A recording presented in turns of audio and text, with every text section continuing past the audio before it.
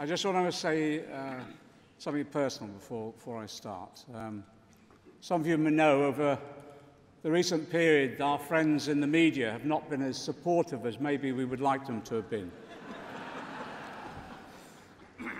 And they've attacked my friend. They've attacked him because he stands up for the ideals and beliefs that we all have. I just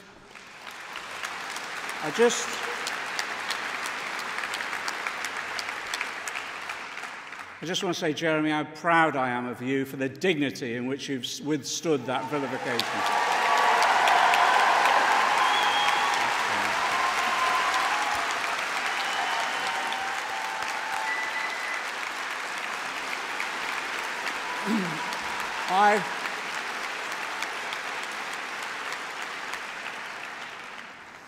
I've got a sore throat, I'm losing my voice, I've been talking too much, and I might have a Theresa May moment, so if the backdrop starts falling apart, will you let me know? I want to say thanks to the people. Look, I speak the words. I want to say thanks to the people who do the real work. That's my Treasury team. Peter Dowd, Shadow Chief Secretary, Jonathan Reynolds, Annalise Dobbs, Clive Lewis, Lynn Brown, Lord Dennis Tunnicliffe, and Lord Brian Davis. And our team have got a special thanks as well to my Parliamentary Private Secretary, Thelma Walker. She joined us this year because she won Colne Valley back from the Tories. Thanks, Thelma. Look, this month is the 10th anniversary of the financial crash. J.K. Galbraith, in his book on the 29 crash, said, sure, you can try and create institutions that seek to avoid crashes in the future, but the best protection is memory. So it's worth remembering the causes of the crash. They were greed, yes, and the deregulation that turned the city into a multi-billion-pound casino. But more importantly, it was caused by the power that a small financial elite exercises over our political system. That power meant the bankers and speculators who caused the crisis wouldn't be the ones who paid for it. It would be our families, working people, our businesses, our young, and especially the most vulnerable in our society. And it's been 8 hard years of austerity and economic failure. In the 6th richest country in the world, it cannot be right that 5,000 of our fellow citizens are sleeping on the streets. It cannot be right. It can't be right. 4 million of our children are living in poverty. 2/3 of them are in households where someone is in work. That tells you that wages are so low, below the levels of 2010. The wages not sufficient to provide a decent standard of life for many of our people. The Tories have created an age of insecurity where people have little, if any, control or power over their lives. So it's no wonder that so many people voted for Brexit. It was an anti-establishment vote. So I believe it's time. It's time. It's time to shift the balance of power in this country. It's time to give people back control over their lives. You know, there's another anniversary this year. It's 100 years ago, in 1918, the Labour Party adopted Clause 4 as part of our party's constitution. Let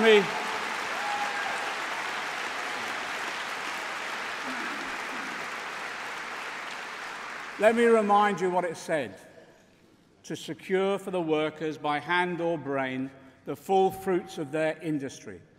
I say the Clause 4 principles are as relevant today as they were back then.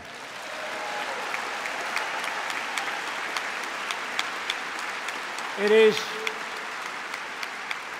fair, democratic, collective solutions to the challenges of our modern economy. You know, the Labour movement has always believed that democracy shouldn't stop when we clock on at the factory gate or in the office lobby or, like my mum, behind the BHS counter. Democracy is at the heart of our socialism, and extending it should always be our goal.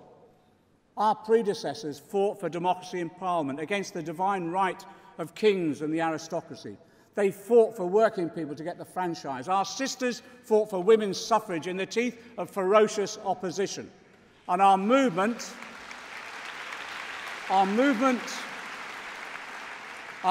fought for workers to have a voice at work. And the trade unions founded this party to take that democratic vision even further. So in 2018, I tell you that at the heart of our programme is the greatest extension of economic democratic rights that this country has ever seen. And it starts in the workplace. It's undeniable now that the balance of power at work has been tipped against the worker. The result is long hours, low productivity, low pay, and the insecurity of 0 hours contracts. I want to thank the IPPR for its recent report. It was a brilliant critique of the inequality embedded in today's economy. Archbishop Welby took some stick in the media and some in the establishment for his support for the report. He wasn't engaging in party politics. He was simply speaking the truth as a moral leader in our society.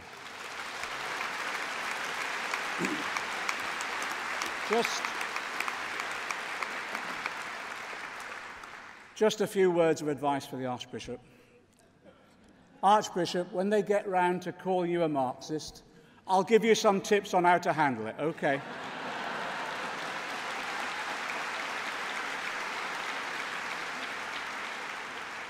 So I want you all to be certain. I want the country to be certain. We will redress the balance of power at work. First, we'll be proud to fulfil our late leader's promise, John Smith's promise, that workers will have trade union rights from day one, whether in full-time, part-time, or temporary work. Day one.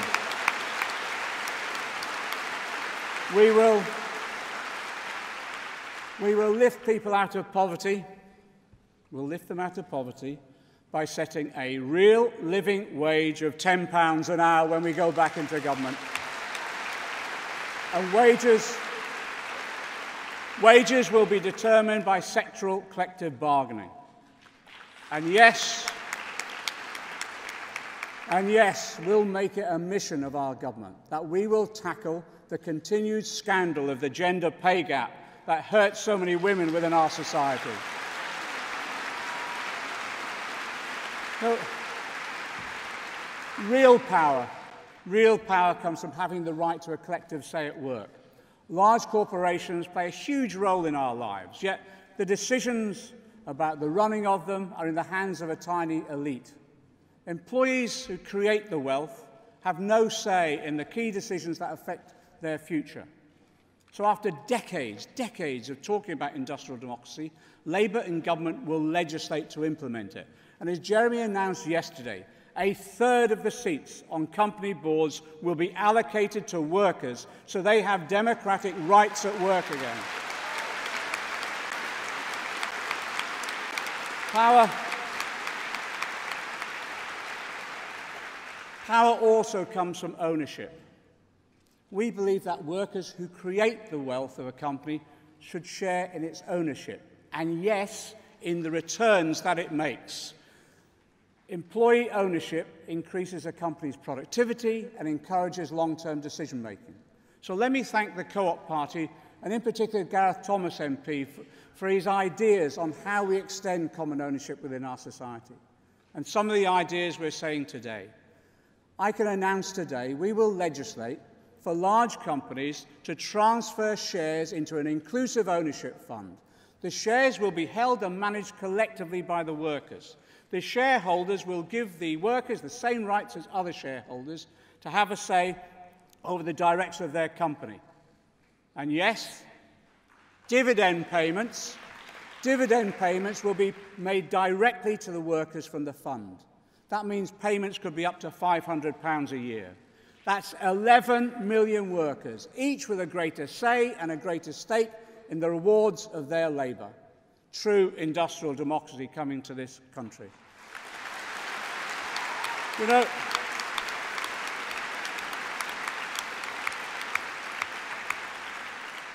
We all know it's not just the employees of a company that create the profit it generates. It's the collective investment in infrastructure, in education and research and development that we as a society make that enables entrepreneurs to build and grow their businesses. So we believe it's right that society shares in the benefits that that investment produces. That's why a proportion of the revenues generated by the inclusive ownership funds will be transferred back to our public services as a social dividend. So over time this will mobilize billions that will be spent supporting our schools, our hospitals, and our social security system. You know now we're proud. We're going to extend economic democracy even further in this country. How? By bringing water, energy, Royal Mail, rail back into public ownership again. You know, some of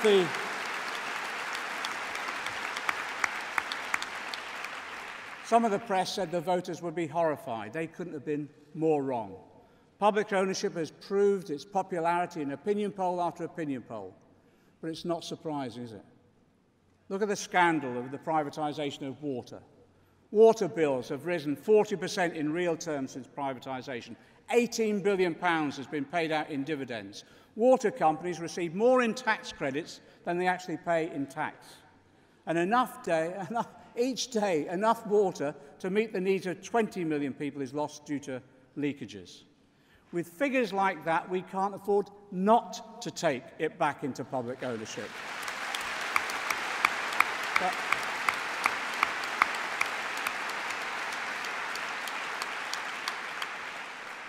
But let's be clear to people, nationalisation will not be a return to the past. We don't want to take power away from faceless directors to give it to some office in Whitehall, to swap one remote manager for another. Today, Rebecca Long-Bailey and I are launching a large-scale consultation on democracy in our public services. We're also setting out our plans for a new publicly owned water system that puts this essential service where? Back in the hands of local councils, workers and customers themselves, the very people of our country.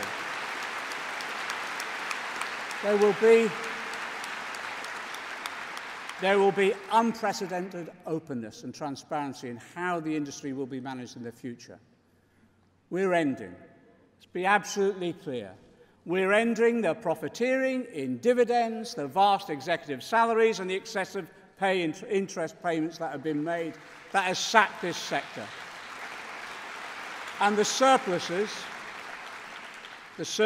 will be reinvested in water infrastructure, in staff, or to use to reduce the bills. And real investment will allow the highest environmental standards as well. The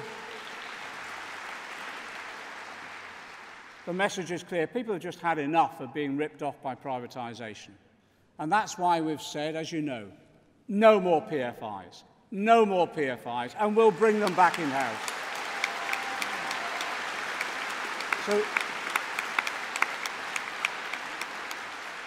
So to drive our public ownership programme absolutely through in government, we'll set up a public and community ownership unit in the Treasury itself. It will bring in the external expertise that we need, of course, but let me make it absolutely clear that the full weight of the Treasury will be used to take on any vested interest that try to thwart the will of the people. We will drive this policy through. Do you know, there's some that said our manifesto was a fantasy or a wish list, attractive but ultimately not deliverable. I'm telling you today, we're planned, we're ready and we're prepared, not just to fight another election campaign, but to implement that programme when we win that election.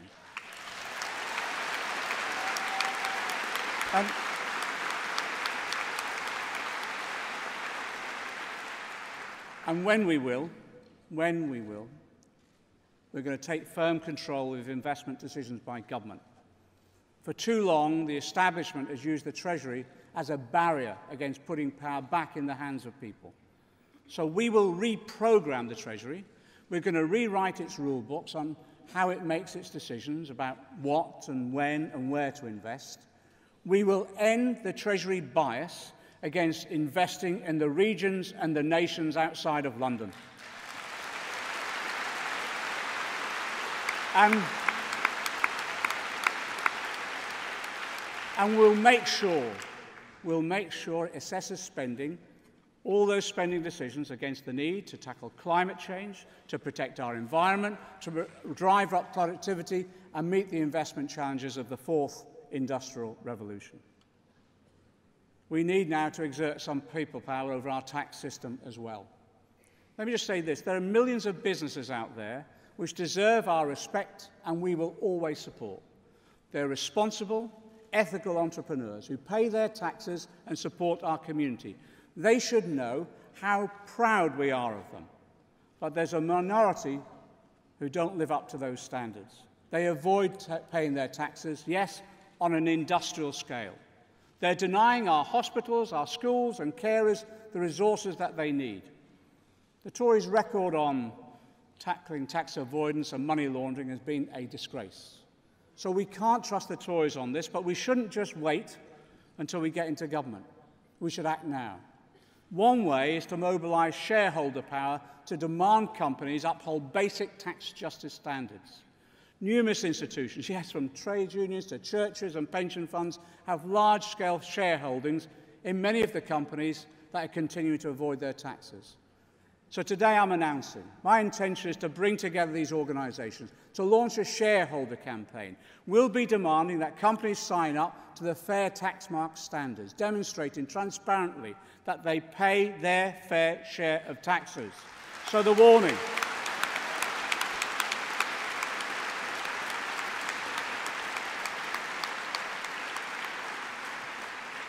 So the warning, make it clear and make it loud, the warning to the tax avoiders, the game is over. Over.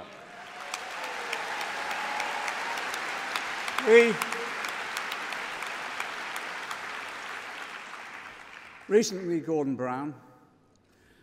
got a great sense of humour. I was on a platform with him not a short while ago when it was announced that I was the Shadow Chancellor, and Gordon said, actually, he's always been the Shadow Chancellor.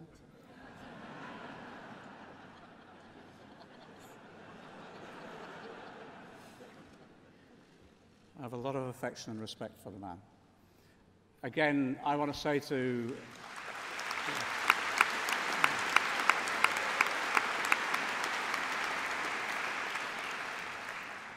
We may not have voted always the same way. I had a lot of respect for him. Recently, Gordon, I think, made a very important statement. He expressed his concern at the current weaknesses in the global relationships to deal with any potential future economic crises. I agree. With major nations on the brink of a trade war and with climate change accelerating, we can't risk the kind of international breakdown that led to the Great Recession, the Depression itself. And as at the Bretton Woods Conference in 1944, there's an urgent need now to work out if the current international system can cope with these threats. Over the past few decades, that system has concentrated power in the hands of an international financial elite. Individuals, communities, and even nation-states have been made increasingly powerless. It isn't working for the Western world, where stagnant wages have helped feed the rise of the racist right. And it isn't working, certainly, for the developing world, whose wealth is plundered by multinational corporations or stashed in Western banks. So what we're going to do now, we're taking this matter seriously, as Gordon advised it should be. We'll be convening in the spring an international social forum to bring together leading economists, politicians, and civil society representatives. We're going to launch a dialogue on the common risks we face and the actions we need to take. And I'm really pleased to announce that Nobel Prize-winning economist Joseph Stiglitz has agreed to lead this discussion for us. Thank you, Joseph.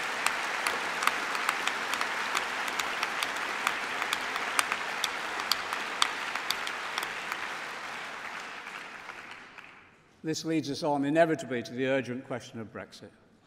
Though I don't have to repeat the criticisms we all have of the Tories' behaviour that have been echoed in all our debates. Their failures are in plain sight. I just say to the Tories, just in the interests of the country, Get out of the way and let us get on with securing a way forward.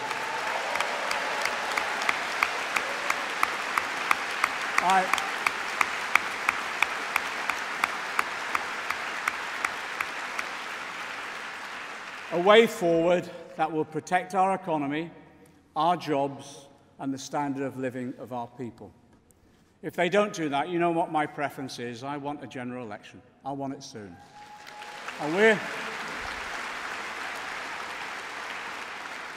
we're keeping all the options open for democratic engagement on the table.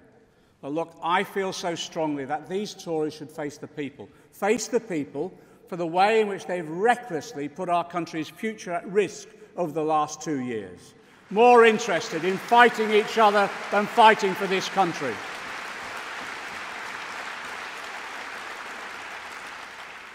On so many fronts, you know the scale of the mess that we will inherit from the Tories. A society whose social fabric has been run down to the point of near dereliction. A struggling, mismanaged economy, vulnerable to another crisis. Past shadow chancellors have come to conference with warnings about how bad the situation will be that we inherit to lower people's expectations about what can be achieved when we go into government. This shadow chancellor is different. I want you to know, the greater the mess we inherit, the more radical we have to be.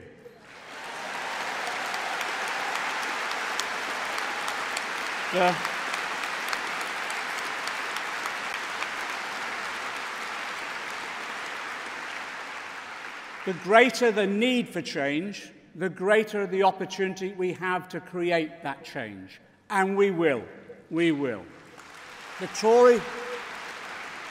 Tories' austerity has been brutal. But what I've resented the most is that they've tried to take away the dreams, the hope and optimism of our people, especially our young people.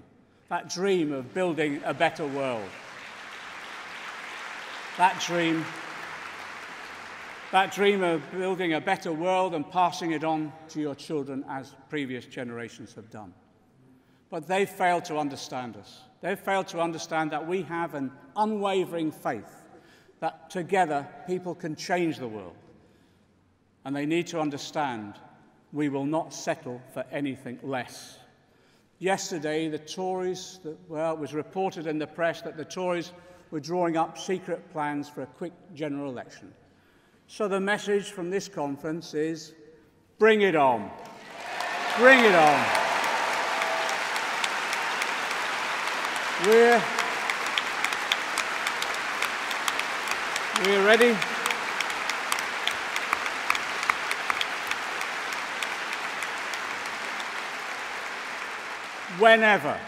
Whenever that general election comes, we're ready. We're ready to campaign for victory. We're ready for government. We're ready to build the future. And you know, like Bill Shankly, we'll be proud to call that future socialism, solidarity.